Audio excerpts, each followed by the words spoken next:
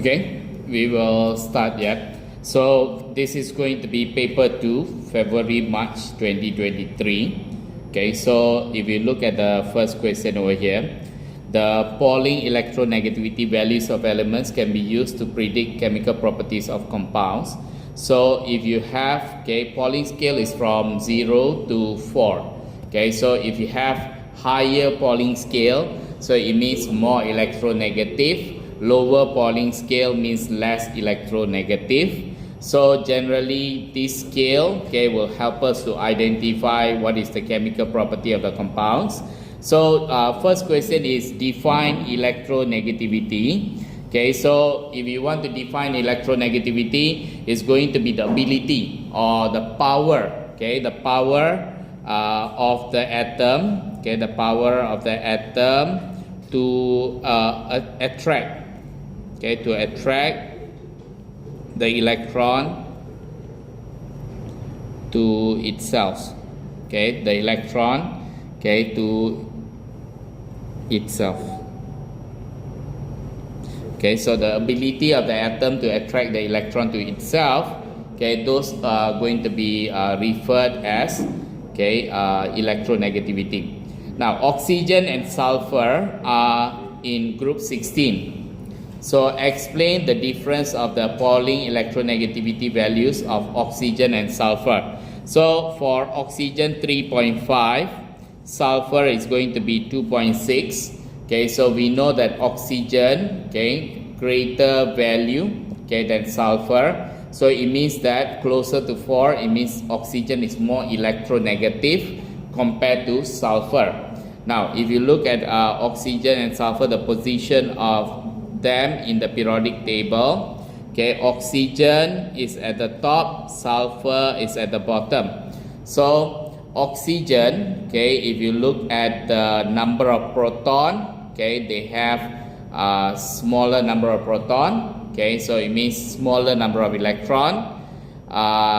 Generally, okay, the number of shells, if you compare oxygen and sulfur, sulfur has more shells, okay, because it is going to be in a different period, okay, and then oxygen has less shell, okay, so maybe we can talk about less shielding effect, okay, and so on, okay. So if you go back to the question itself, okay, now we need to explain, okay, so if you have oxygen 3.5, okay, why oxygen is going to be more electronegative.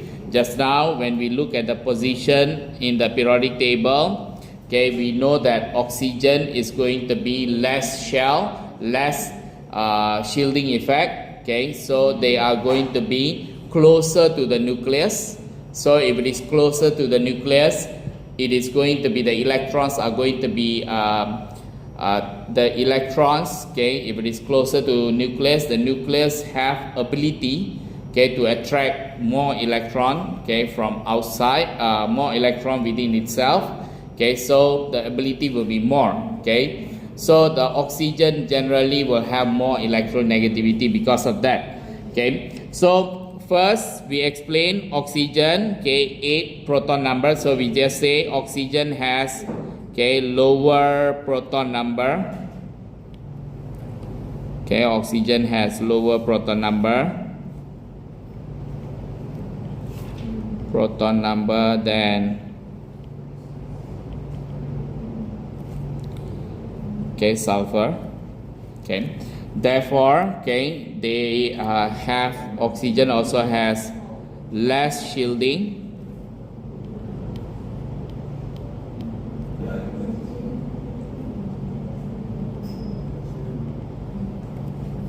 okay, it has less shielding. Oxygen has less shielding, okay, than sulfur, okay, because, okay, if they have less shielding, okay, therefore, okay, the reason why they have less shielding is going to be because less shell, okay, compared to S, okay, therefore, okay, there will be greater attraction of the nucleus of the nucleus, okay, in oxygen atom. Therefore, the electronegativity will be higher compared to sulfur. Okay, so B, okay, question 1B. Now LiH is an ionic compound. Draw dot and cross diagram for LiH, include all the electrons. Okay, so Li, okay, is going to be group 1, okay, therefore, okay, is Li plus, okay. Hydrogen, okay, is also group 1, they say is ionic compound, okay, therefore, in this case, okay, hydrogen is going to become the non-metal, so they will become H minus, okay. So if you want to draw the dot and cross diagram for Li is going to be, proton number is 3, so electron is 3. So they have, okay, supposed to be initially they have 2.1, so 1 valence electron. Okay, so when they form Li plus, okay, one of the electron is gone. Okay, so we are going to actually have the inner shell, okay, which is going to be 2 electrons. So normally we show all the valence electron. So no need to just say Li and then there is no electron surrounding Li. So we just put Li, okay, because of the 2 electrons in the inner shell, okay, we still show the inner shell electrons, so there will be 2 electrons over here.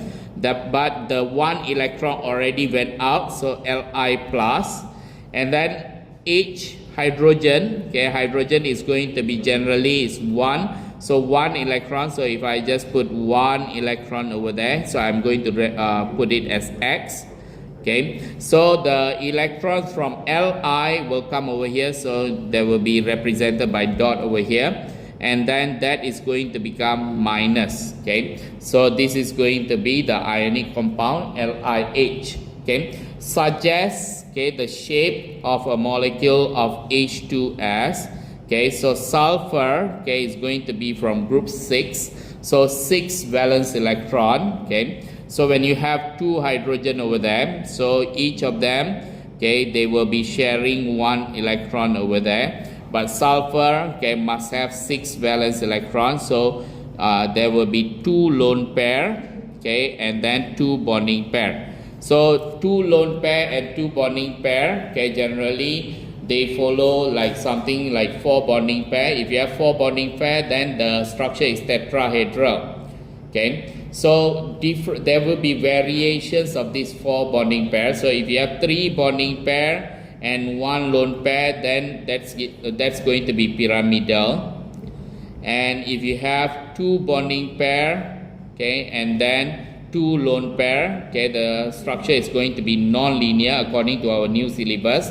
So don't write band, don't write V shape, okay, and so on, or scissors shape and so on. This is going to be 2 bonding pair, 2 lone pair is similar to water molecules. Okay, so this one is going to be non-linear. Okay, that is going to be the shape. So if they ask you what is going to be the bond angle, so always remember 4 bonding pair 109.5 degrees.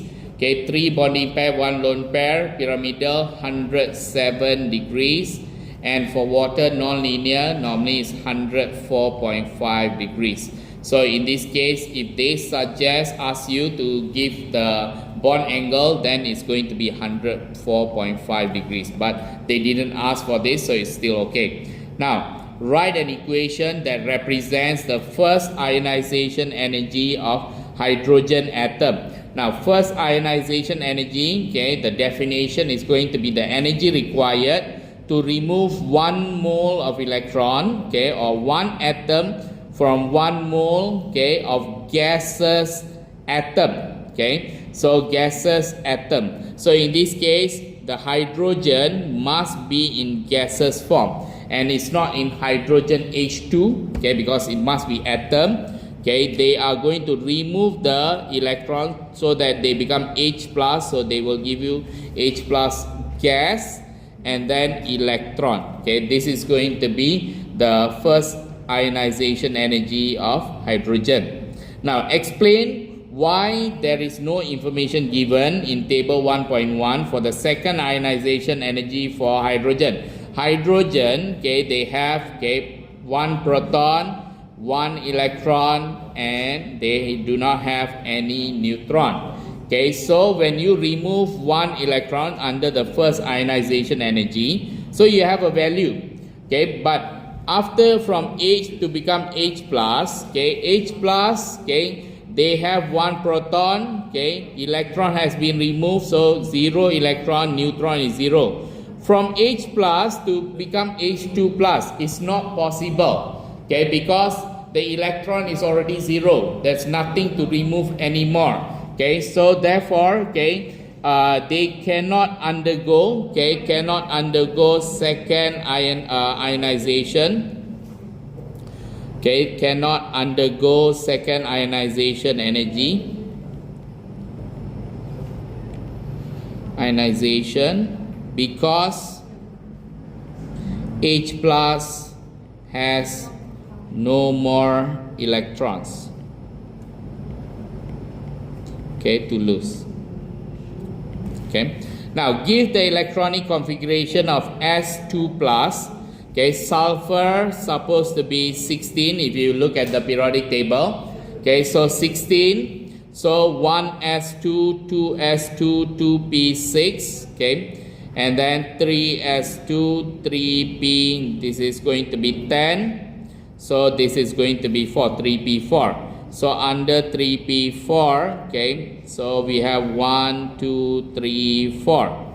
So if you have S2 plus, okay, we are removing, okay, one electron over there, so I will remove one electron over there. So first electron I remove, okay, and then another electron I remove over here, okay. So in the end, okay, the S2 plus, okay, they are going to be, after you remove this thing, is going to be 2, okay. So the full electronic configuration is 1s2, 2s2, 2p6, 3s2, and 3p2. Okay, so this one, okay, you need to be very careful, okay, because, okay, when you do this, okay, one thing that we need to take note is when you remove the electron, we remove the electron from the outermost shell, or the shell that has the lowest energy, or the one that is further away from the nucleus. So we do not remove from 3s, okay, just because they say to remove 2 electron, you remove here. No, we always remove from 3p over here, yeah. So here, okay, this is going to be the answer, okay, for S2 plus, okay. Now, the next question, okay, so carbon dioxide and SO2 are acidic gases. Okay, this one everyone should know this. So in this case, once you have these acidic gases, okay, write an equation for the reaction of SO2 and H2O. They already mentioned it's acidic gas. Okay, SO2, please remember SO2, okay, they can actually be oxidized easily to become SO3. So when they react with water, okay, what will happen? They will generally give you acid. Okay, so the acid that we are going to get, okay, rather than getting H2SO4, just now I told you, SO2, okay, they will become SO3. So they are going to become H2SO3. Yeah, so this is going to be acid, okay, but it's not sulfuric acid, so it's H2SO3. Okay, so the equation, so they already say it's gas, okay, this is going to be liquid, so this is going to be aqueous, okay, so you can write it down like this, and it is already balanced. Now next, okay, D2, write an equation for the reaction of SO2 with NaOH. Okay, so SO2 is acidic, NaOH is going to be basic. Okay, so they are going to give you, okay, generally they are going to give you Na.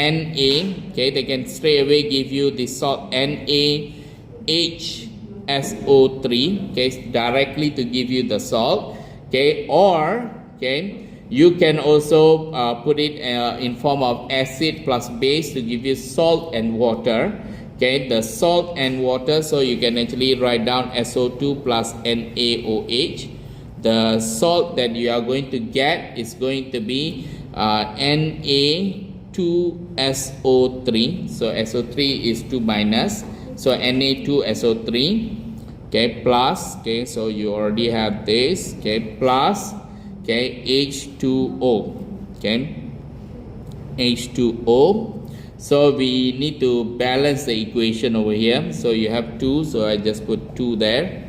So you check, okay, how many oxygen. I have 4 oxygen, okay, everything is balanced already. So in this case, you can choose, give either one, yeah, so you can choose this, or if you just think about, okay, the acid plus base to give you salt and water, you can actually choose this one, okay. So of course, okay, you need to balance them, okay, and then write the state, okay, gas, aqueous, okay, this one aqueous, and this is liquid, okay. Next, 3. Construct an equation for the reaction of carbon dioxide and magnesium hydroxide. Okay, so please remember group 2 hydroxide, okay, sulfate and hydroxide. Group 2, when you go down, okay, from magnesium, okay, to barium.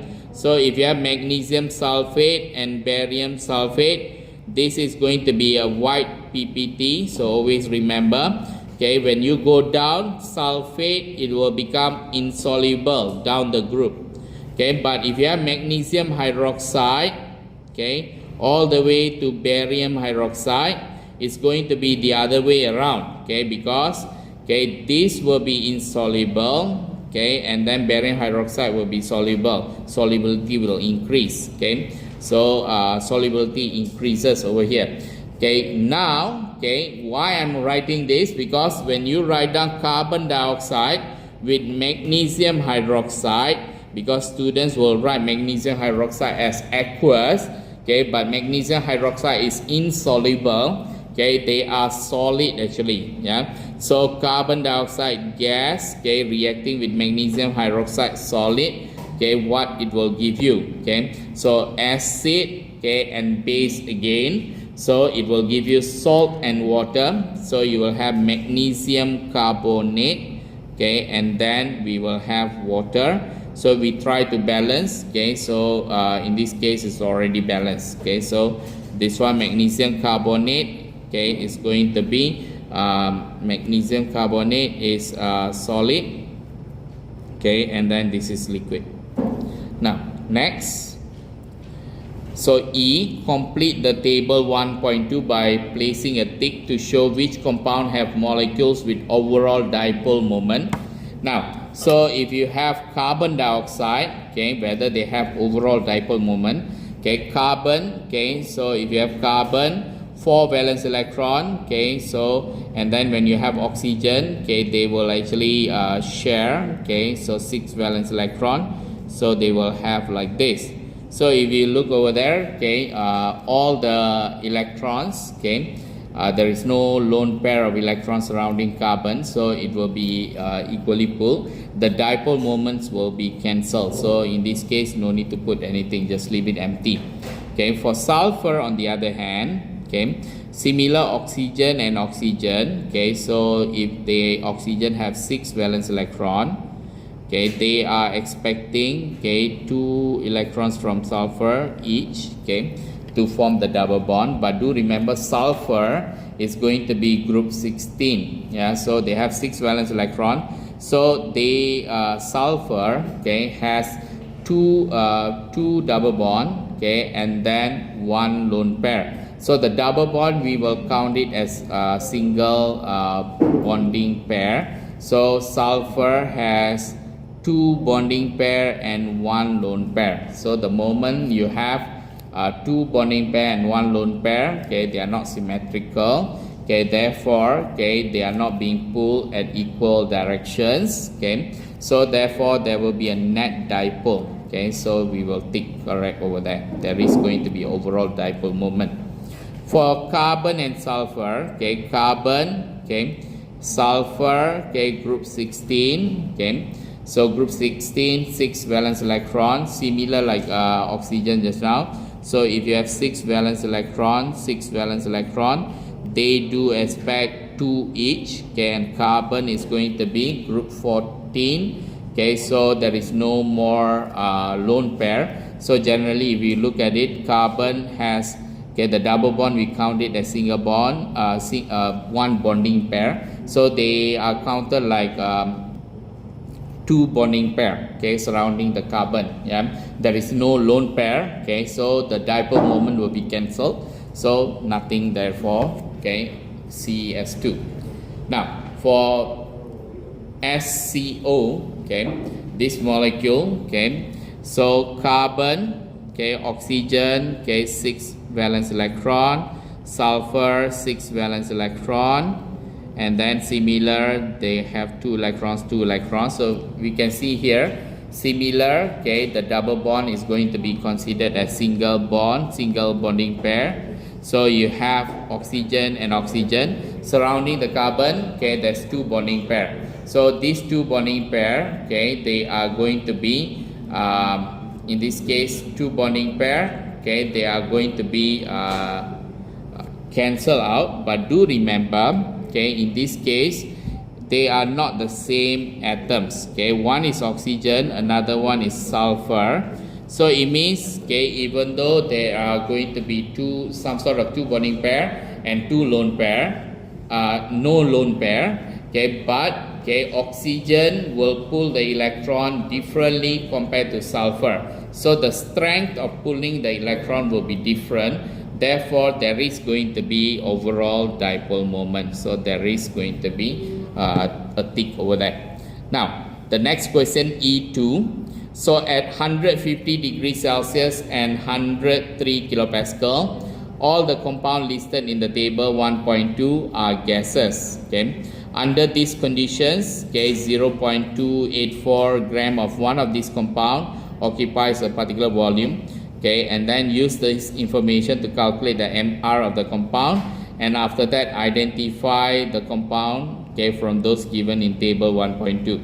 So here, okay, so we will use the PV equals to nRT formula. Okay, the P must be in Pascal, so we change 103 kilo means 10 to the power of 3. Okay, volume must be in meter cube, so 127 cm cube is 127 times cm times cm times cm. C is 10 negative 2. Okay, so you repeat, okay, 3 times, okay, and meter cube, so 127 times 10 negative 6 meter cube. Okay, so I will write down 127 times 10 negative 6, and then the mass 0.284 divided by MR, and then for the R is going to be 8.31. Okay, all this information is given in the question. Okay, the gas constant. If you are not sure, you can always go back. Okay, here they will actually give you some of the constant, important constant. So you can see 8.31. Okay, so 8.31 is the gas constant.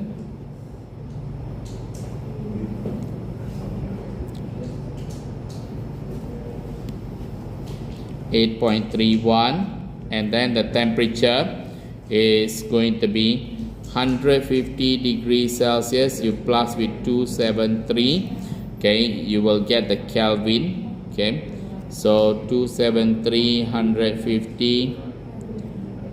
Okay, you have 423. And now we will look for the MR. Okay, so MR is going to be 0.284 times 8.31 times 423 divided by 103 times 10 to the power 3 times 127 times 10 negative 6. Okay, if this is being done, okay, so if we check the marking key also, okay, so you will get, okay, 76.3. Okay, 76.3, okay, is going to be the MR. And the identity of the compound. So let's actually look, okay, at the compound. Okay, so 76.3. Okay, so there are few compounds that they mentioned just now. Which compound? 1.2. Yeah, so we have CO2, SO2, CS2, and CSCO. Okay, so let's see. Okay, carbon is 12. Okay, 2 times 16. Okay, that's 12 plus 32. So total 44. Okay, definitely not this. Okay, sulfur is 32 plus 2 times 16. So 32 plus 32, so around 64. I don't think so. CS2 is 12 plus 2 times 32, so 12 plus 64, so you will get 76. Okay, most probably this one will be the answer.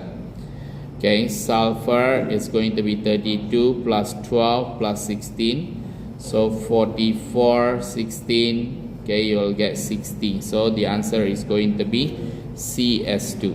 Okay, CS2. Now, next. Okay, question number 2.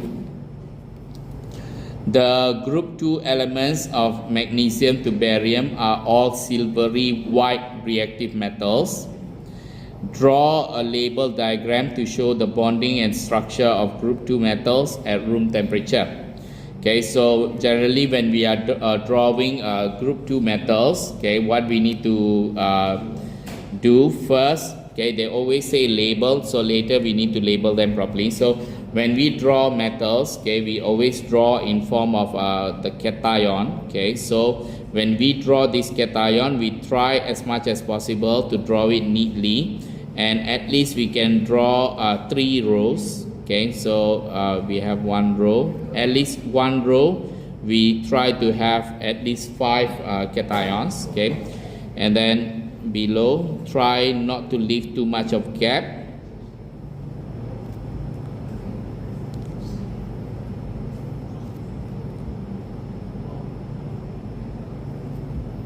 So it must be a regular arrangement.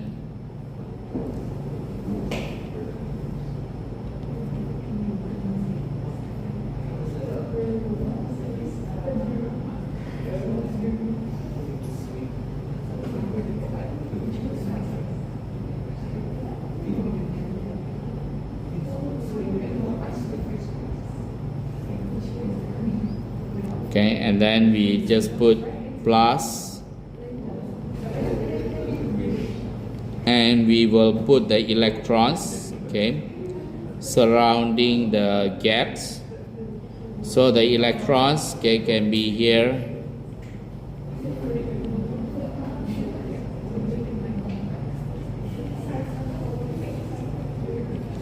So since they mention a label diagram, we will label metal ion. This one will be delocalized electron.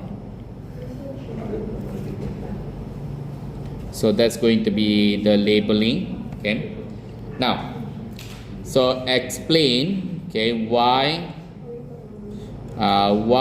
this magnesium, okay, has higher electrical conductivity, okay, compared to Na.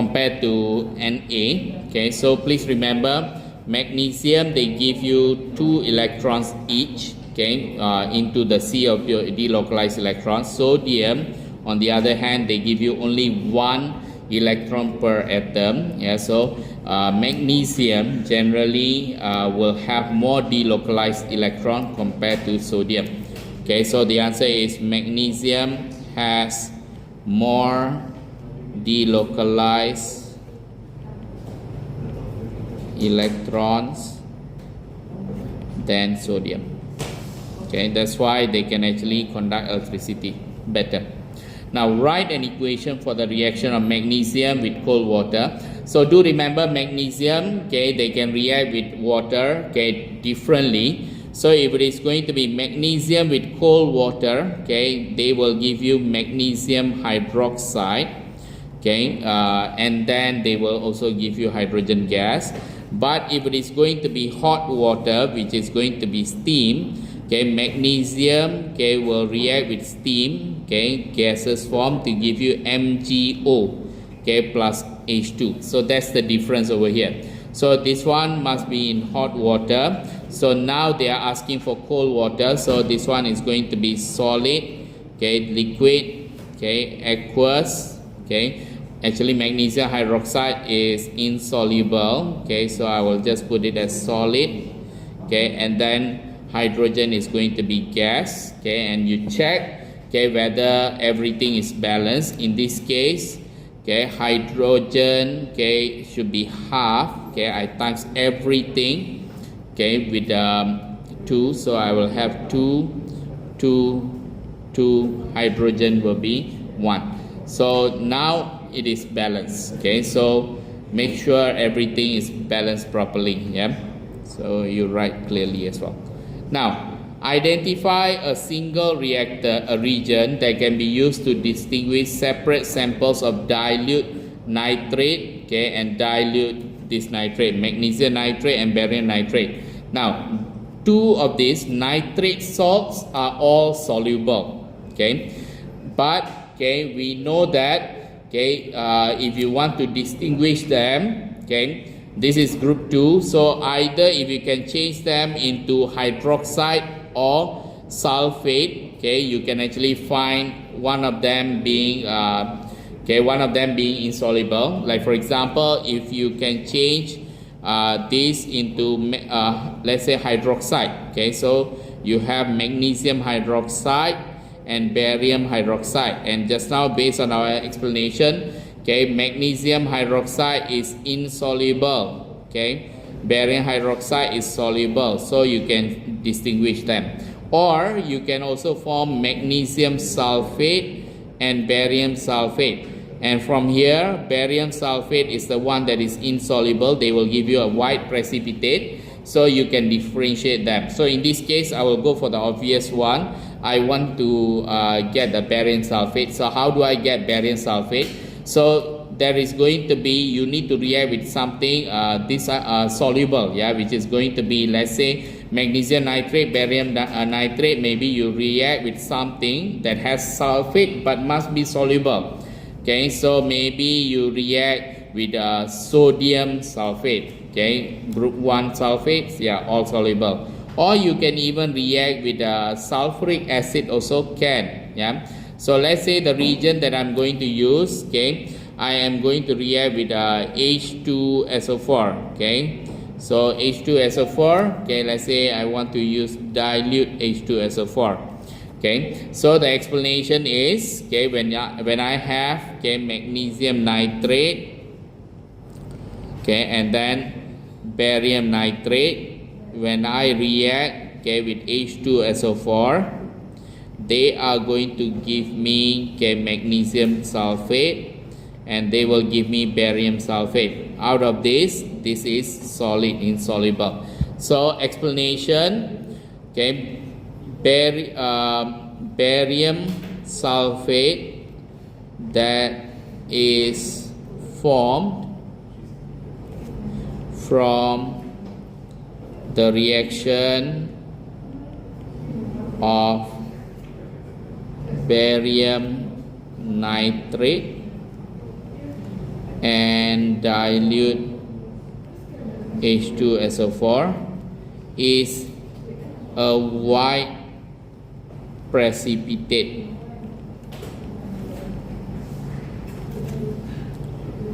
For the reaction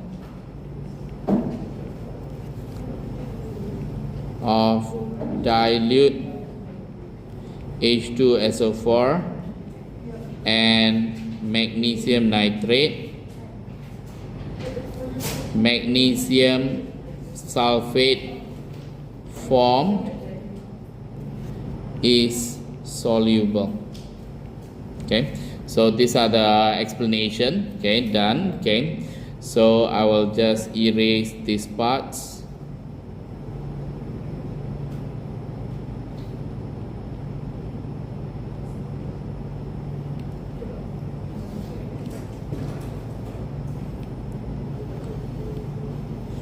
And then I will just put it here, okay, as my working. Now next, now describe, okay, what is observed, okay, when SrI2 reacts with concentrated sulfuric acid. Now in this case, sulfuric acid is an oxidizing agent. So what they will do, okay, SrI2, when you react with H2SO4, okay, they are going to give you SrSO4 plus 2Hi. Okay, but do remember Hi, okay, they can further react with H2SO4, okay, where, okay, there will be some other reactions that will take place. Okay, so if you have, okay, Hi and then H2SO4, okay, they can give you further reaction. Okay, so the further reaction that you can have over here is, okay, you can have, okay, I2, okay, you can have I2 SO2, okay, and H2O. Okay, if we want to balance the equation, so quickly I'll just balance the equation over here. And then, okay, we also have, okay, the Hi, okay, it can also react with H2SO4. Okay, so after this equation they will actually further react to give you I2, and then they will give you sulfur and H2O. So if we want to balance this, okay, you no need to write about balancing because they didn't ask about this. Okay, but we just need to know what will be formed over here. Okay, so the next one is going to be if I have Hi, okay, when I react with H2SO4, you can also get I2 plus H2S. Okay, so H2S is the gas that will give you the rotten egg smell. Okay, so if I want to balance, okay, 4 here, 4 here, and 8 over here. Okay, so if I highlight the one that will be formed, okay, you are going to get iodine. Okay, so from all the three reactions, you will get SO2, you will get sulfur, you will get H2S. Okay, so in this case there are three things, okay, that we can actually observe over here. Okay, so if I write down what are the things, what are the expected observation, okay, so first of all, okay, we are going to get SrSO4, so white precipitate, okay, white precipitate of SrSO4. Okay, then, okay, we also have, okay, purple gas, okay, purple gas of I2. We also have effervescence, okay, effervescence. So basically you can have gases being given out, okay, I2 and so on, effervescence. We can also have rotten egg smell, okay, rotten egg smell. And another one not mentioned in the syllabus, not mentioned in the marking key, there is also yellow yellow solid, but they also mentioned in the guidance there is going to be this reaction. If you write down it's an exothermic reaction and you write down it's going to be yellow solid, that will be also accepted. Okay, so this reaction is exothermic, okay, and then yellow solid is formed, okay, still will be accepted. Okay, the part that I want you guys to answer, okay, is going to be this, okay, purple gas, okay, effervescence, rotten egg smell, okay, of H2S, okay, you just write down over there. Okay, generally, okay, why this thing is happening, okay, so you see here, Hi, you are going to get I minus, okay, I2, okay, the oxidation number is going to be -1 to become 0. So you can see it is being oxidized. So in this case, sulfuric acid, okay, is also going to, okay, oxidize, okay, the Hi to become I2, okay. So it means that, okay, when you react with concentrated sulfuric acid, okay, SrI2 reacting with concentrated sulfuric acid to give you salt and Hi, but the H2SO4 is very strong oxidizing agent, okay, and they can also further oxidize Hi, okay, hydrogen iodide, into all this mixture of products, okay, so they can still give you all this mixture of products according to the equation and so on. Now, so let's move on. Okay, compound X, an anhydrous group 2 bromide, okay, is dissolved in water and titrated against aqueous silver nitrate, okay. So a solution, okay, containing, okay, this gram of X requires this amount of silver nitrate for complete reaction. Okay, so generally compound X anhydrous group 2 bromide, okay, so group 2 bromide, so any group 2 bromide, let's say, okay, we have A as group 2, so A Br2, okay, because A is A2 plus, okay, group 2 is dissolved, okay, in water and titrated with aqueous silver nitrate. So let's say if I write down the equation ABr2, okay, reacting with silver nitrate, they will give you AgBr plus A is 2 plus, yeah, A nitrate, so nitrate will be 2. So now if I want to balance this up, so of course this one must be 2, and then this will be 2, okay, so now it's balanced, okay.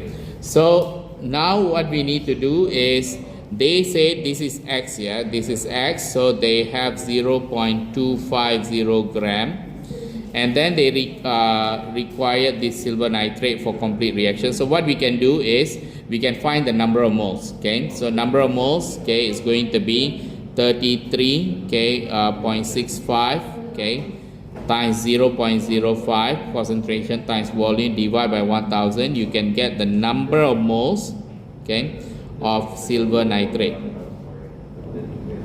So once you calculate, okay, so let's see, so number of moles, okay, let me calculate.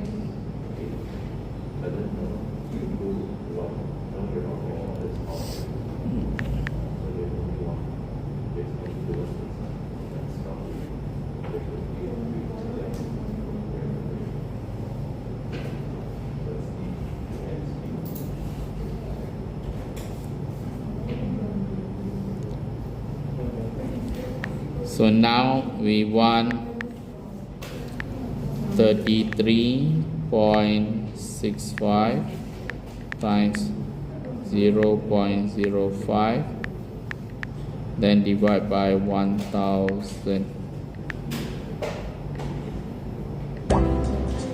So you will get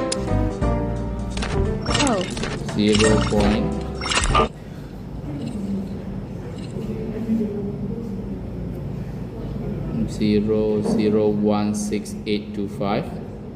So maybe 1.68 times 10 1 2 3 -3. So this is the number of moles. 1.68 times 10 -3 moles. So we know that every 1 mole will react with 2 moles. Okay, so I want for 1 mole, the number of moles over here is going to be half of it. So I divide by 2. So this one will be 8.41 times 10 to the power of negative 4. Okay, so that's going to be the number of moles. So I need to find out, okay, the MR. Okay, so number of moles equals to mass 0.250 divided by MR. So it's 8.41 times 10 negative 4 equals to 0.25 divided by MR. 0.25 divided by 8.41. 0.25 divided by answer.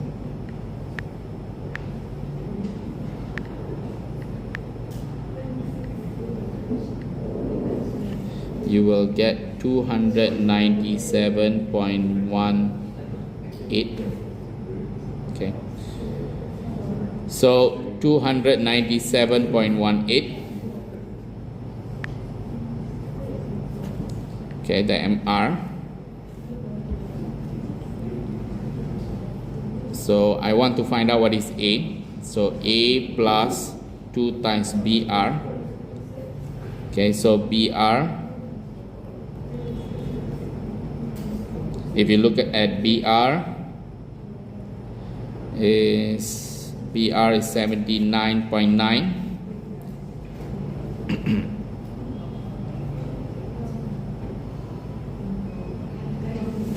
So 79.99, okay, times 2 is 297.18. So A equals to 297.18. So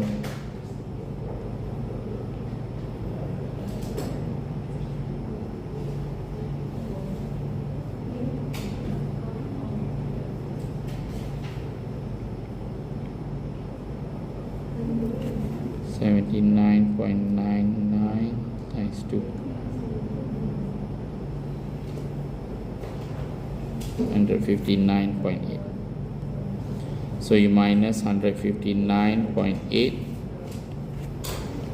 297.18 minus 159.8.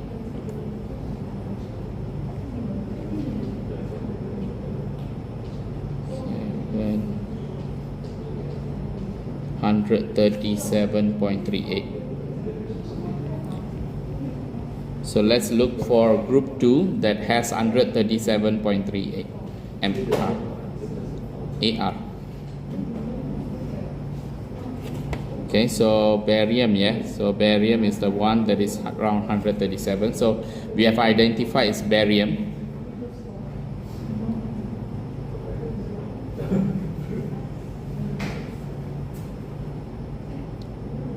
Okay, so barium. So once you have identified belongs to barium, so X is BaBr2. Okay, that will be the answer.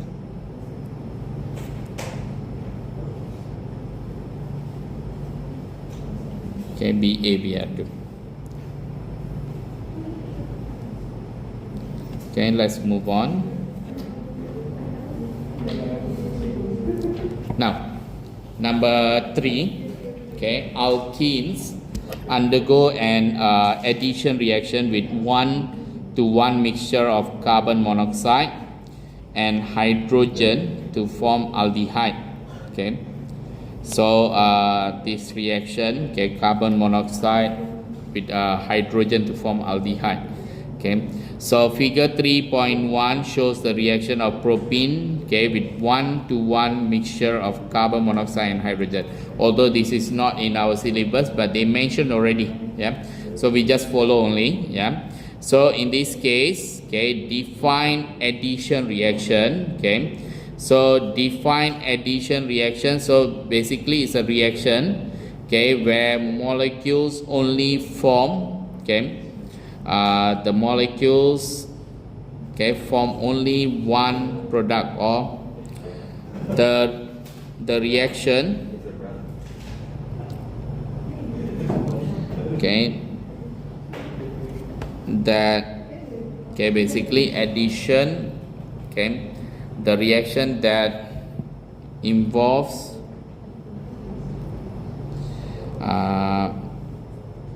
breaking of the double bond to form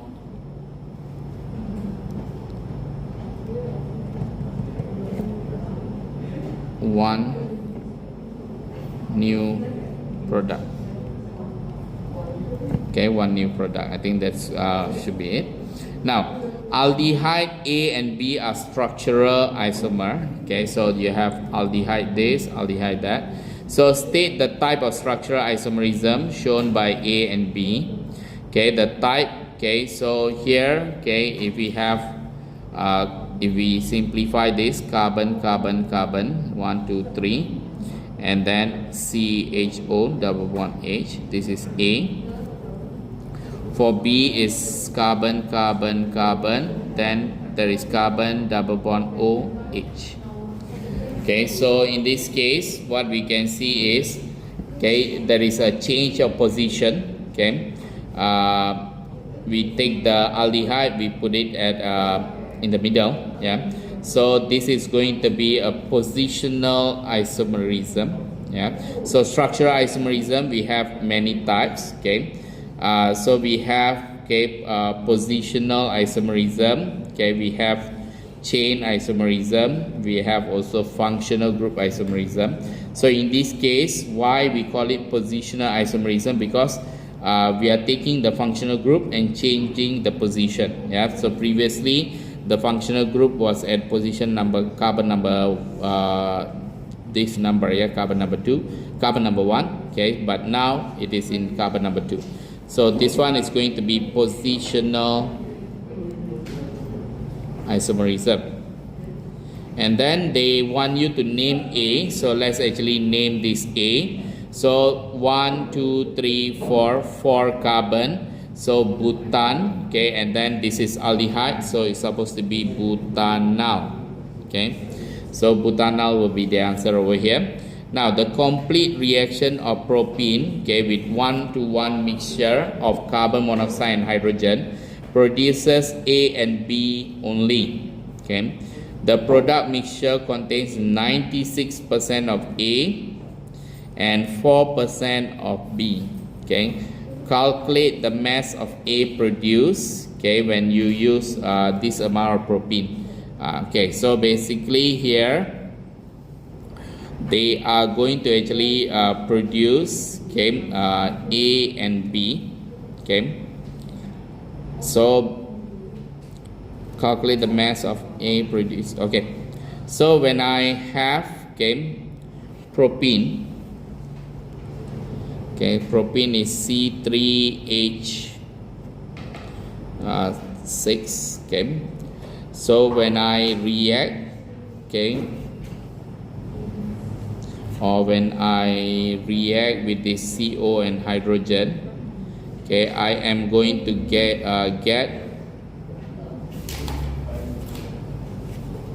okay, I am going to get, let's say, yeah, basically both of them. Okay, if I just write down, okay, they will have C4 hydrogen 1, 2, 3, 4, 5, 6, 7, 8, and then O. Okay, so C4 H8 and O. So this one is going to be, if I write down the equation, so when I react with CO plus hydrogen, it gives me this. Okay, so if you, okay, this is, if you look at it, 1 mole, 1 mole, 1 mole give you 1 mole of this. Okay, so this is a mixture of A and B. Later we can actually look into that. So the important thing is, okay, when you have 5 times 10 to the power of 3 kilogram, yeah, so another 10 to the power of 3, change it into gram. Okay, and then I am going to actually find out the number of moles of propene that is being used. Okay, propene is going to be 3 times 12 plus 6. Okay, so you have 5 times 10 to the power of 6 divided by 36 plus 6, 42. Yeah. So now, okay, if I want to calculate 5 divided by 42,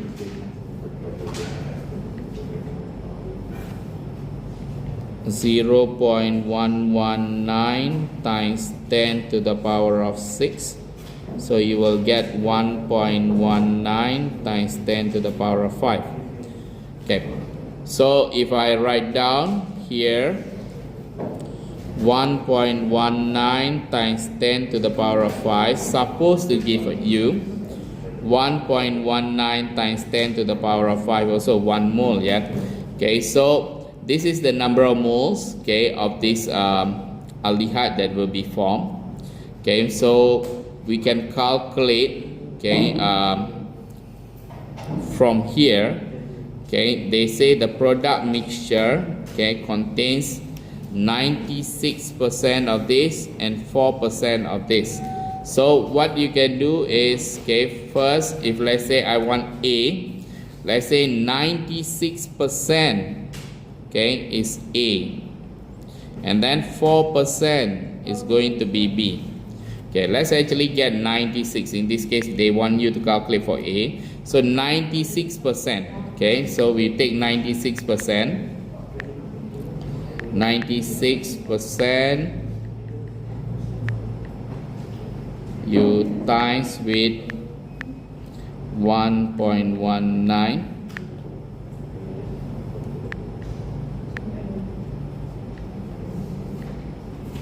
So you get 1.1424 times 10 to the power of 5. Okay, out of this is going to be 96% of A. So from here, okay, I can calculate, this is the number of moles.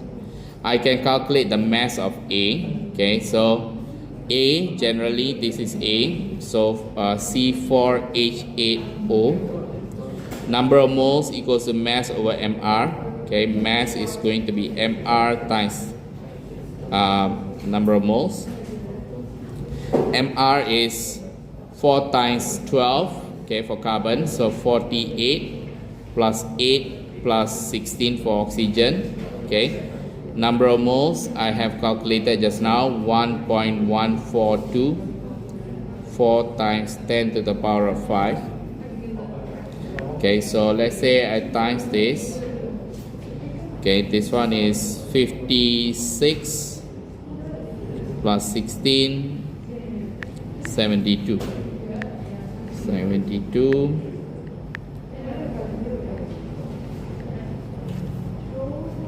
82.2528 times 10 to the power of 5. Okay, this is gram. Okay, so I need to change it into kilogram. Okay, so 10 to the power of 3, 10 to the power of 2. Okay, so this is kilogram. Sorry. So this is still gram. So times 82.2528. So if I change it, 82.2528 times 10 to the power of 2 kilogram. This is 10 to the power of 3 is kilo. Okay, so to the power of 2, 1, 2. So 8225.28 kilogram. 8225.28 kilogram. Okay, that will be the answer.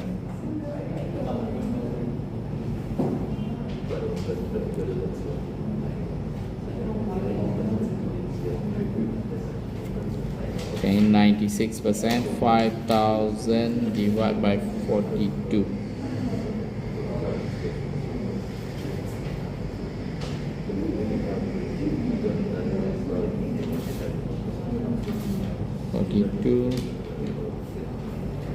6%, this, and then times by 72. Yeah, if you follow all this, okay, you will actually get, okay, this value. Okay, now, so of course if you want to have 3 significant figures, okay, so we will write down 8230 kilogram. Now, next, okay, if you have B, A and B shows reaction of typical aliphatic aldehydes. Okay, aliphatic aldehyde means straight aldehydes. Okay, straight chain aldehyde. Okay, so there is no cyclic compound. Yeah, so A undergoes a nucleophilic addition reaction. Okay, with a mixture of HCN and KCN. Okay, forming compound C. Complete the diagram to show the mechanism of this reaction. So the mechanism of this reaction, so this is nucleophilic addition reaction. Include charges, dipoles, lone pair, curly arrow as appropriate. Okay, so first of all, okay, what will happen? Okay, the electrons will go here, so you will have delta negative and carbon will become delta positive.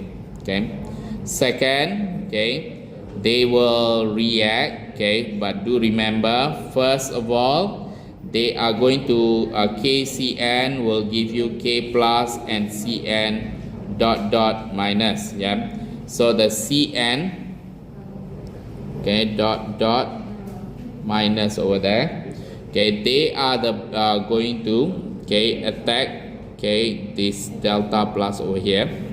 Okay, so what happens? Okay, you are going to have carbon and then oxygen minus, okay, you have, okay, the electrons, and then you have CN, okay, no more minus, C3H7 and then H. Okay, so next what will happen? Okay, now, okay, you are going to have the HCN coming in. Okay, the HCN, okay, once they come over here, okay, the electron will go here, delta negative, this is delta positive. Okay, so now, okay, the electron from here, they will go towards delta positive here. Okay, so they are going to actually, okay, have the OH over there. Okay, and then HCN C3H7. So in this case, you are going to get CN dot dot minus. Okay, so this is going to be all the involved mechanism. Yeah. So table 3.1 shows the information about 3 experiments. Okay, involving, okay, B. So experiment 1, okay, regions, solution turns orange to green. So if it is orange to green, okay, this is going to be, okay, potassium dichromate. Okay, potassium dichromate acidified 6. Okay, potassium dichromate. And then experiment 2, a silver mirror forms on the sides of the reaction vessel. So this is going to be Tollens region. Tollens region contains silver nitrate and ammonia. Yeah. And then, okay, Br2. Okay, so anyway, we are talking about B, so let's actually look at B. Yeah, so B, okay, if it is going to be the solution, okay, is changing, okay, into orange and green, so it means B can be oxidized. Okay, B can be oxidized. So aldehyde, okay, B can be oxidized. Okay, then silver mirror forms on the side. Yes, B is also aldehyde. Okay, can be oxidized. So Br2, okay, so do remember aldehyde, okay, they do not react with Br2 because there is no double bond, carbon-carbon double bond. So no reaction, or we can write down, okay, the brown color remains. Okay, so here, okay, we can write down, yeah, no reaction. Okay, according to the marking keys, no reaction.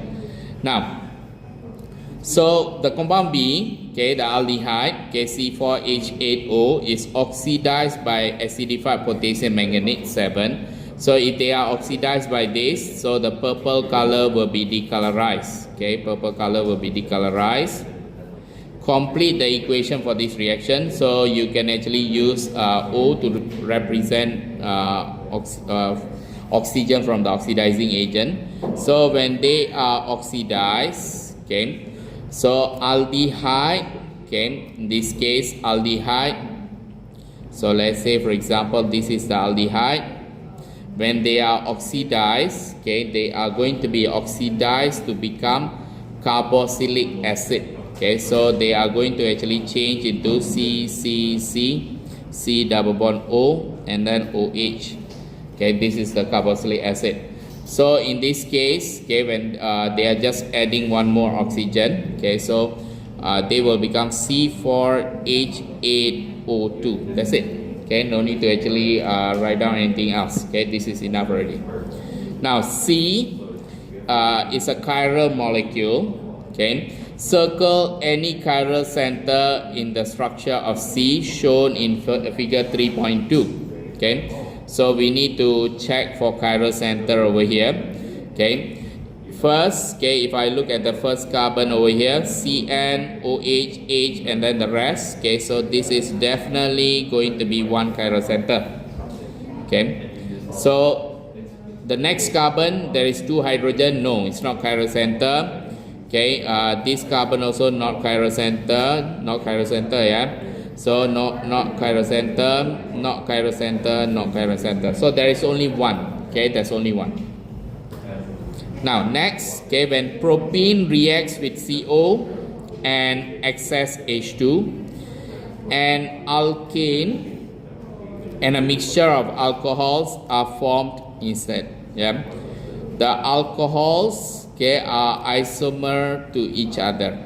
Okay, so suggest, okay, the molecular formula of the alkane and the alcohols that are formed under this condition. Yeah, so propene, okay, basically they will go similar reaction like what they reacted over there, addition reaction. So if you have propene, okay, so what happened, the double bond is broken, so you have hydrogen and hydrogen.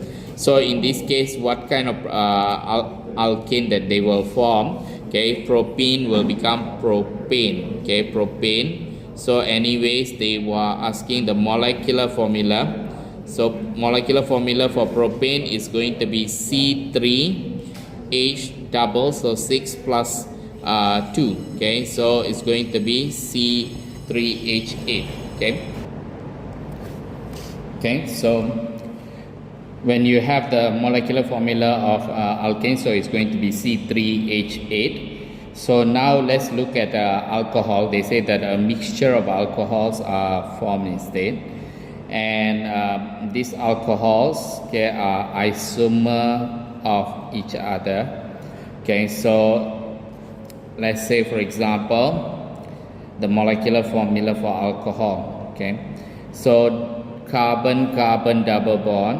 Okay, carbon-carbon double bond. Okay, a mixture of alcohols. Okay, so maybe, okay, you are going to have CH over here and then OH over here, or you can also have CC, OH here, H over here. Okay, so there will be 2 types of alcohol that will be formed. Okay, so propan 1-ol and propan 2-ol. Okay, so the molecular formula, they are asking for the molecular formula. So there will be 3 carbons, C3. Okay, how many hydrogen? So 1, 2, 3, 4, 5, 6, 7, 8. 8 hydrogen. and then 1 oxygen. Yeah, so that's the molecular formula. Okay, so so you can check the marking key is also correct. Yeah, hold on. Okay, C3H8, C4H10. Okay, so I think wrongly calculated. Okay, let's check. So 1, 2, 3, 4, 5, 6, 7, 8. Why 10? When propene, okay, react with CO, okay, mixture of alcohol, yeah, because there is CO, yeah, that might be the contribution over here. Okay, so in this case, okay, this is, okay, wrong. So the mixture of alcohol,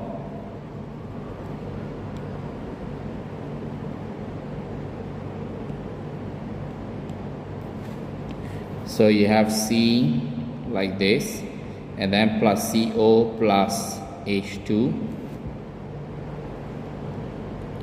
So you can have, okay, 4 carbon, okay, let's say the double bond, one of the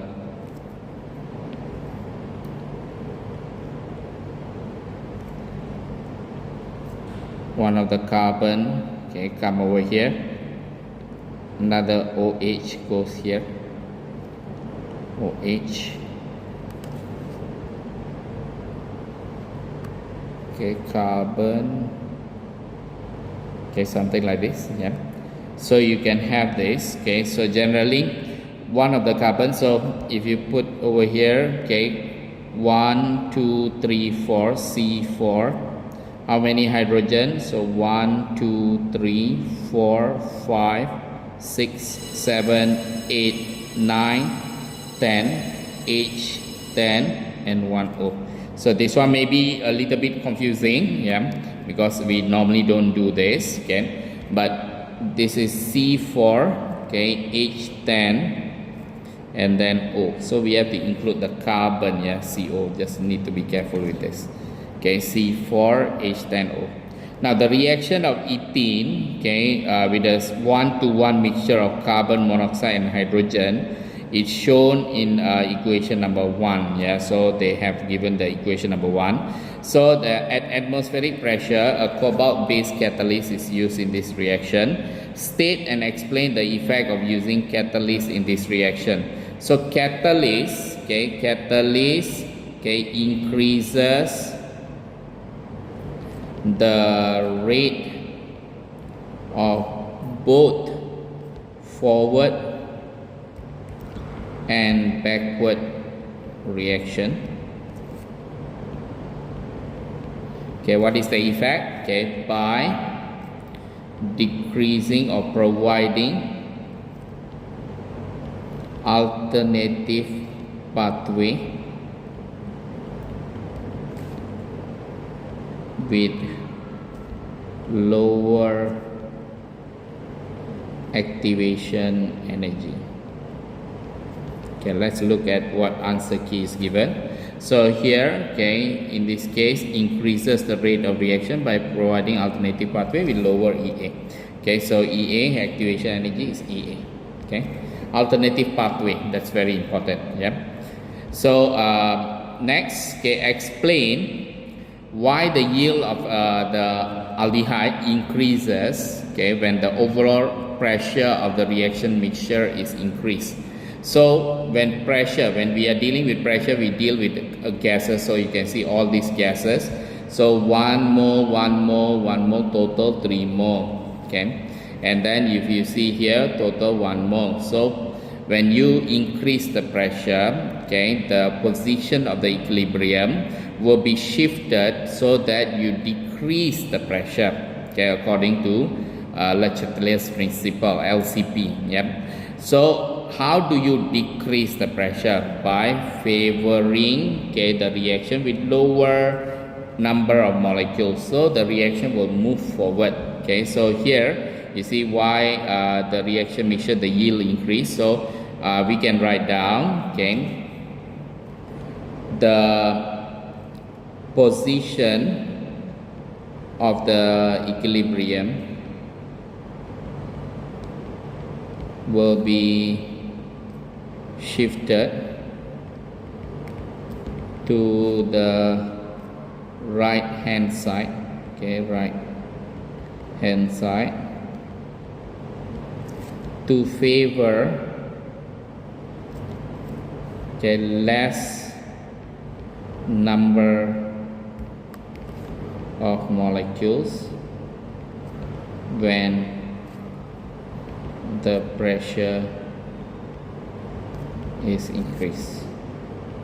Okay, so you can see fewer right hand side move to the right of the product. Okay, so here, okay, use the information in table 3.2 to calculate the enthalpy change of the reaction in equation 1. So we want to calculate the enthalpy change of this.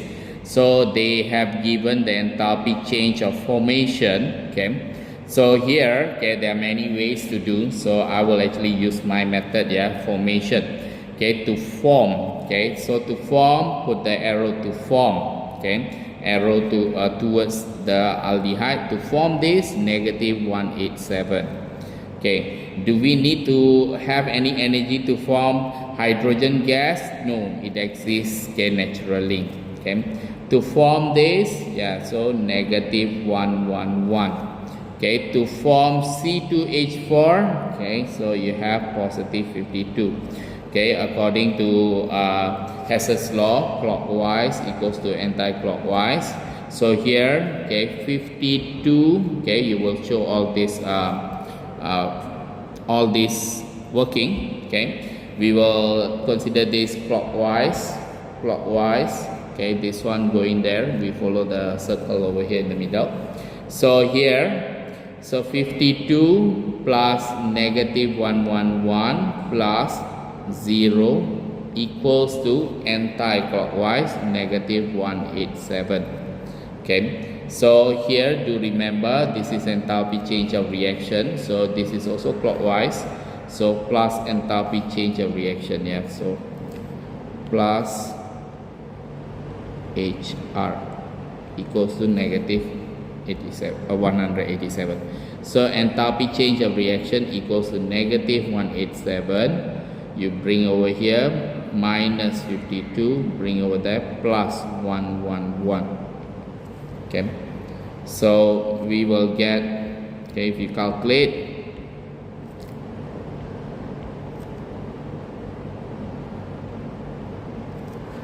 you will get negative 128. Negative, okay, please remember.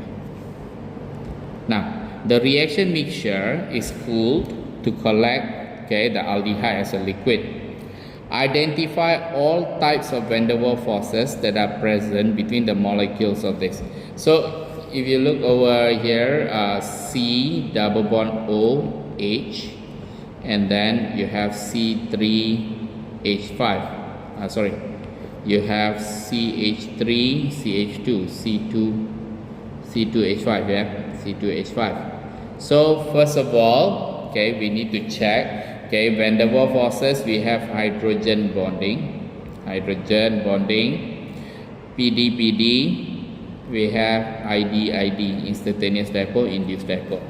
So all molecules will have ID. Okay, let's look at hydrogen bond. Okay, hydrogen bond, in order to be there, yeah, you must have, okay, oxygen. Okay, oxygen, okay, hydrogen must be with NOF.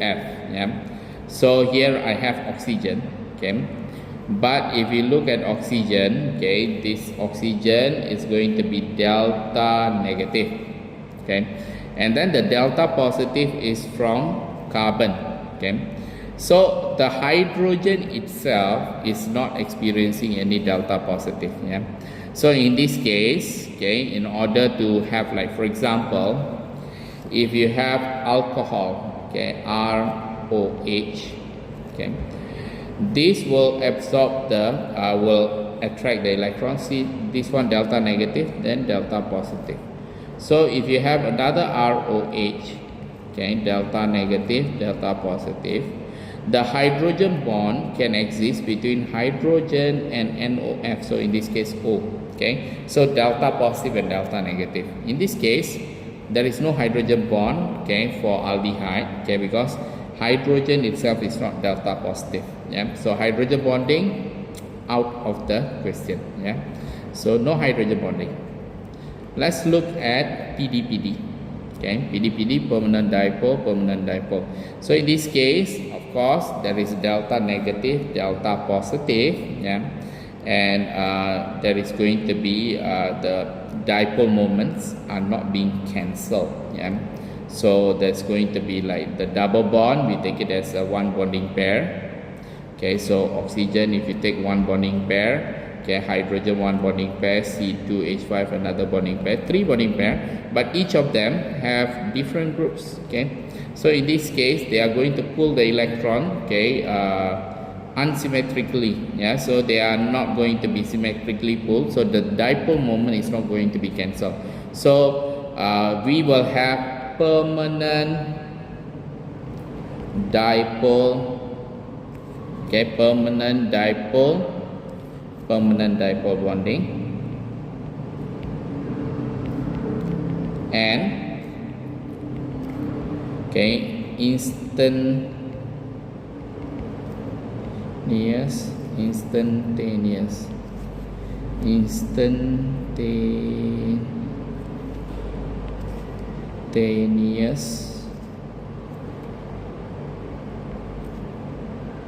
dipole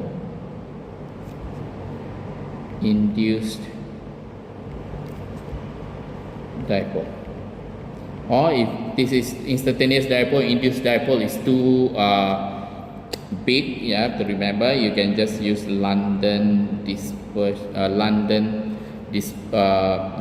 forces or dispersion forces.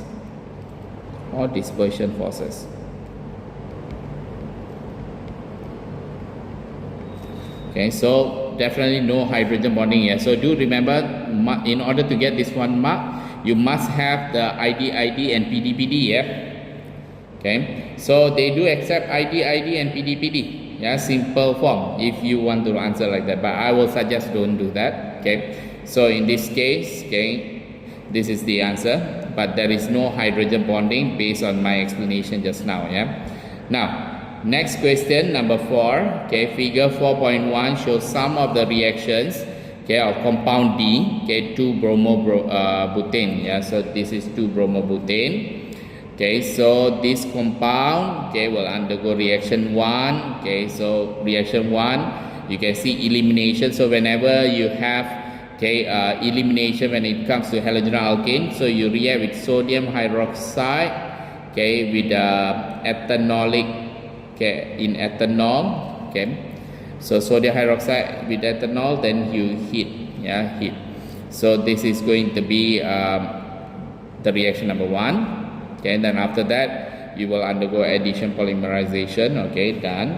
So reaction 2. Okay, so you react with silver nitrate in ethanol. Okay, and you get this. Okay, do remember, in this case you will get AgBr, which is going to be, you will get, okay, a cream precipitate.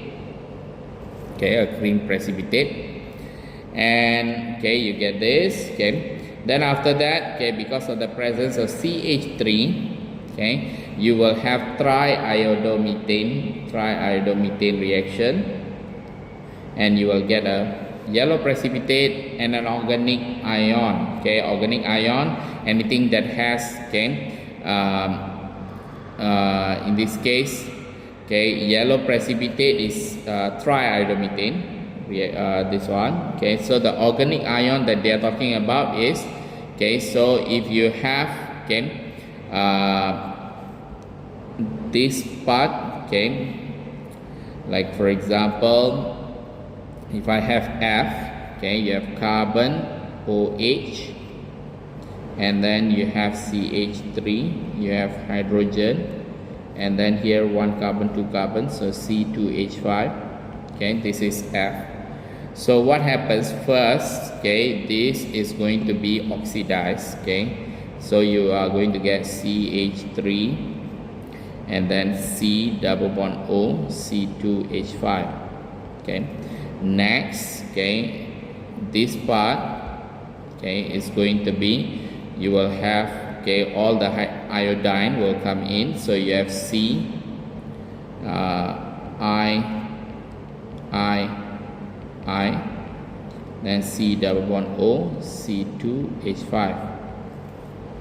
Then after that, okay, they will react with sodium hydroxide, okay, because it's alkaline I2, yeah, so this one is reacting with I2, okay. So in this case, this H, okay, they will come over here. This bond is broken, so you have C, I,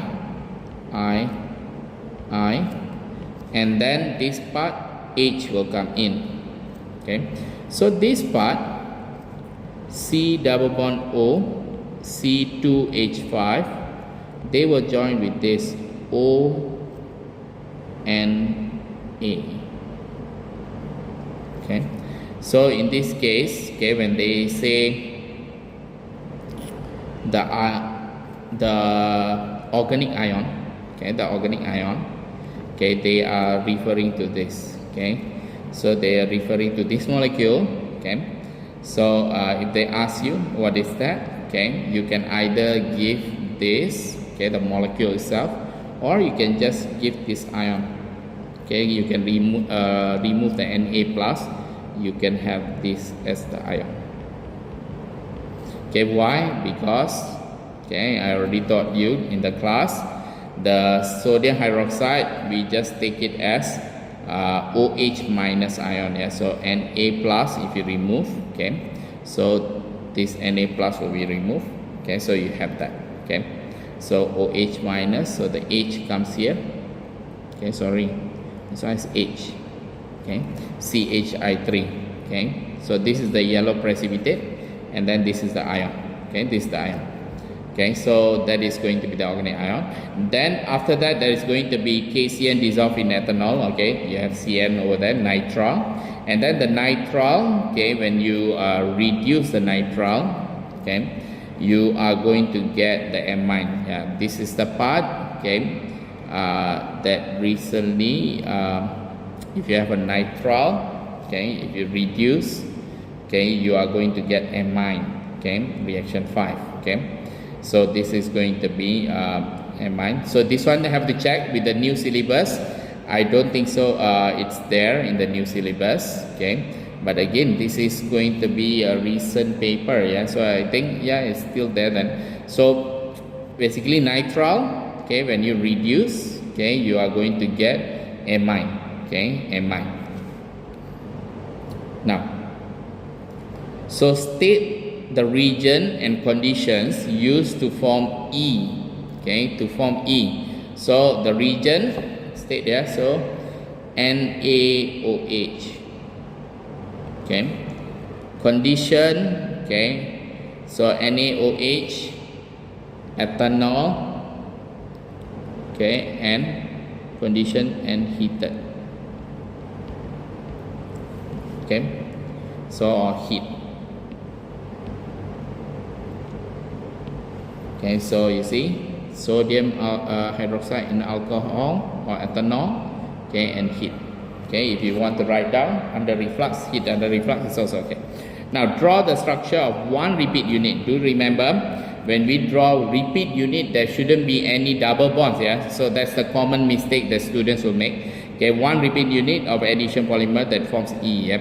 So here, okay, if we can see it much more clearer if I just write down CC here, C double bond C, and then there is hydrogen, okay, there's hydrogen. This is CH3, so CH3, okay, this is going to be CH3, so there's hydrogen there, hydrogen there. So what happens, okay, this one bond over here will be broken. Open the arms, okay. So make sure, okay, when you draw, okay, this is one repeating unit, okay. So make sure there is no double bond, unless they say what is the monomer, yeah, then that's, you can write down, okay. So this one is the answer, okay, repeat unit, okay. Now E, okay, in this marking key, they put dotted line. Okay, so if you want to put the dotted line also can. So we can actually do like this. We follow the marking key. Yeah, so change it, dotted line. Okay, now E also forms, okay, when F is heated strongly in the presence of aluminum oxide catalyst. Okay, what is E? Okay, E, okay, I will erase this first.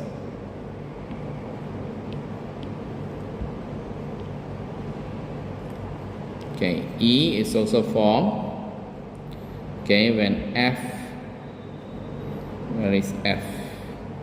Okay, when the alcohol, okay, when alcohol is heated with Al2O3, okay, you are going to get this. So basically this is called dehydration reaction. Okay, so what happens, okay, so if I draw like this, okay, OH,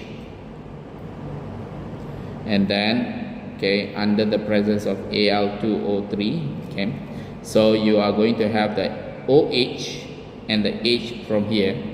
Okay, it will actually form a double bond. Okay, and then you have this. So water is removed. Okay, so you are going to have this reaction.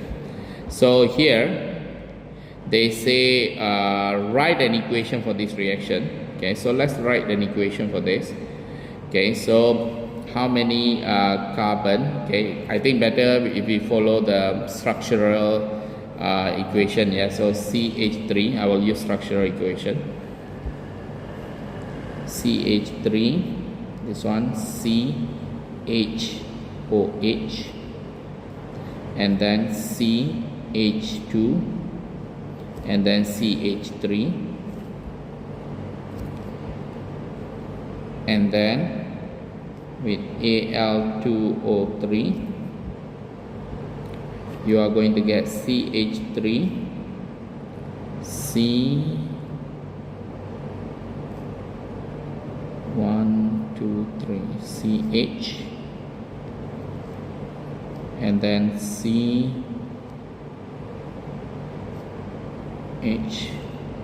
So we can actually show there is a double bond.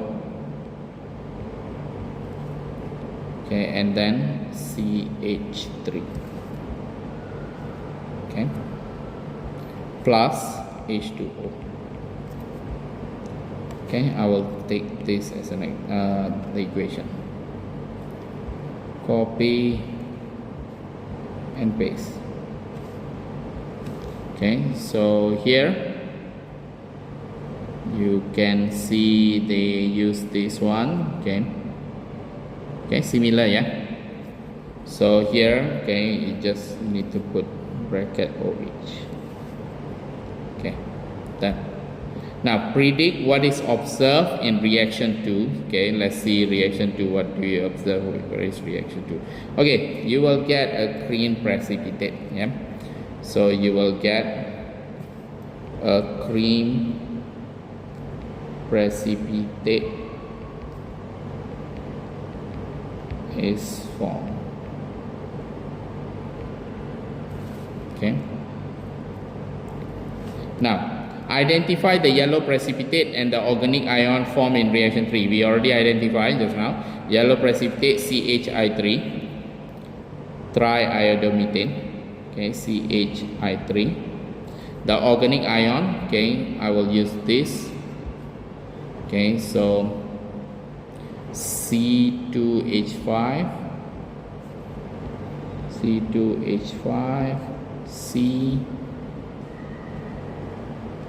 COO minus, or CO2 minus. Okay, so you can see. Now state the type of reaction that occurs in reaction 4. Okay, so reaction 4, where is reaction 4? Yeah, so the reaction 4, okay, KCN dissolved in ethanol. Okay, so in this case, this is a nucleophilic substitution. Okay, nucleophilic substitution.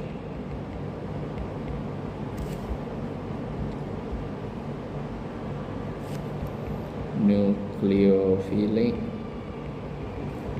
substitution. Reaction 5 is similar to reaction of LiAlH4 with carboxylic acids to form alcohol. So you see, just now I told you this reaction, okay, is not in your syllabus anymore, okay, but now they are giving you some details to make it relevant. To make it relevant. So they say that they are giving you additional details. They say the reaction is similar to the reaction of LiAlH4 with carboxylic acid to form alcohol. So it is reduction, reduction. So suggest the role of LiAlH4 in reaction 5. So in this case, reducing agent, So this one just, okay, quite simple. I was wondering why they ask now, okay, because it has been removed in the syllabus. But they can change a little bit, So they ask what is the role of this reducing agent, because here, okay, in this particular reaction, this is a reducing agent, Now, it's actually a strong reducing agent, okay. Now, D. Figure 4.2 shows the infrared spectrum of one of the compound D, E, F, G, and H. So we see, so D is halogenoalkane. Okay, halogenoalkane. What is E? E is alkene.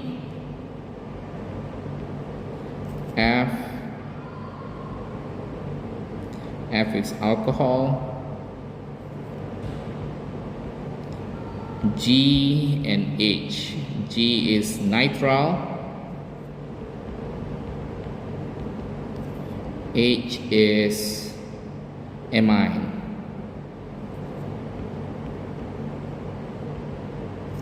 Okay. So from here, okay, based on the lesson that I taught you, you should know.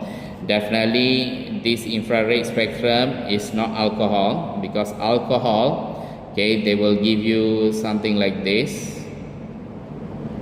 Okay, it looks like a ghost with a peace sign. Okay, it will look like this. Okay, so it's definitely not alcohol. Okay, I don't see anything over here. Definitely not carboxylic acid, but there is no carboxylic acid also. There's definitely maybe can be ester, but here out of this option there is no ester. Okay, so in this case now we need to identify certain things here. Use the information on table 4.1 to identify which are the compound, okay, that is going to be produced over here. So first, okay, let's see for alkene. Let's say alkene. So if it is alkene, okay, alkene, the absorption must be, okay, the absorption must be 1500 to 1680. 1500, 1680. Okay, somewhere here supposed to be, but I don't see any from there. Okay, so no. Okay, I'm going to also ignore. Okay, no. Okay, and then so basically not alkene, because no absorption at 1500 to 1680. Okay, alcohol also. Okay, if you look at alcohol, OH, hydroxy, 3200 to 3600, 3200 to 3600, 3200 is here, 3600 over here. So no alcohols also, not alcohol, because no absorption at 3200 to 3600. This one is optional if you want to actually. I will just write down first. And then, okay, now I know it's not alcohol, it's not alkene. Okay, so let's go for halogenal alkane. Yeah, halogenal alkane here, there's no the halogen. Yeah, so there's no halogen, but alkane. Okay, let's see whether there is an alkane. Yeah, CH. Okay, generally all the molecules will have this. Okay, so we cannot conclude this. So C 2850, 2950, 2850, 2950 is around there. Yeah, so possible. Okay, possible, but to find out whether it's a halogenal alkane, we cannot confirm. Okay, we cannot confirm because there's no CBr. Yeah, okay, so cannot confirm. So this one also, hold on first. Yeah, hold on first. So let's actually check for nitrile and amine first. Yeah, you can actually find out. Okay, nitrile. Okay, if you have nitrile, then they're supposed to be 2200 to 2250. So let's see, 2200, 2250. Yes. Okay. So yes, nitrile. Okay, or the C triple bond N, because there is absorption at 2200 to 2250. Okay, CM91. Okay, so it is, okay, in this case this is nitrile, so it is G. Just to make us happy or make you guys happy, let's check, okay, whether it's going to be amine or not. Okay, amine. Okay, let's see, amine, NH. Okay, in order to have amine, it must be 3300, 3500, 3300. Okay, erase first. 3300 is here. 100, 200, 300, 3300 to 3500. Okay, nothing there. Okay, nothing. So definitely not KMI. So the answer is nitrile, which is G. Yeah. Okay, so you see. So G, 2200 to 2550, 2250. You take from the table, and there must be Cn. There must be Cn. Yeah, so make sure you answer properly like this. Now, in the mass spectrum of D, okay, so let's see what is D. Just now D is halogenal alkane. Okay, halogenal alkane. The relative abundance of molecular ion peak is 3.4. Okay, so relative abundance of the molecular ion peak is 3.4. Predict, okay, the relative abundance of M+2 peak for D. Okay. So now, if we are dealing with M+2, okay, halogenal alkane. Okay, so let's see the D. D. Let's see, we take this one. Copy. Okay, we paste it here. Okay, so basically there is CH3, CHBr, and then CH2, hydrogen, okay, then CH3. Now, so in the mass spectrum of D, the relative abundance, okay, of the molecular ion peak, yeah, this is molecular ion peak, okay, the abundance is 3.4. Okay, 3.4. Now, predict the relative abundance, okay, of M+2 peak for D. M+2 peak. Okay, M+2 peak. Okay, so basically M+2 peak means, okay, we are talking about Br. Yeah, so Br, okay, we have Br79 and Br81. Okay, so Cl, we have Cl35, Cl37.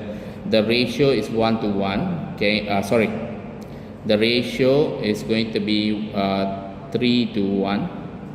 and for this ratio is 1 to 1. Okay, so here, okay, you just need to remember that ratio. So we are talking about, okay, if the for this molecular ion, okay, if this is going to be 79, okay, then the abundance is 3.4. Okay, so if I have CH, the same thing, but if this is 81, okay, still the abundance is going to be 3.4 as well. Okay, why? We are talking about the ratio 1 to 1. Yeah, so it's going to be, we need to explain. So 3.4. Okay, so ratio of BR 79 to BR 81 is 1 to 1. Okay, so you can see 50-50. 3.4 relative abundance is 1 to 1. Okay, so that's it. Yeah, so total 11 marks. Okay, and that's it. This paper is also done. Yeah, see you. Bye.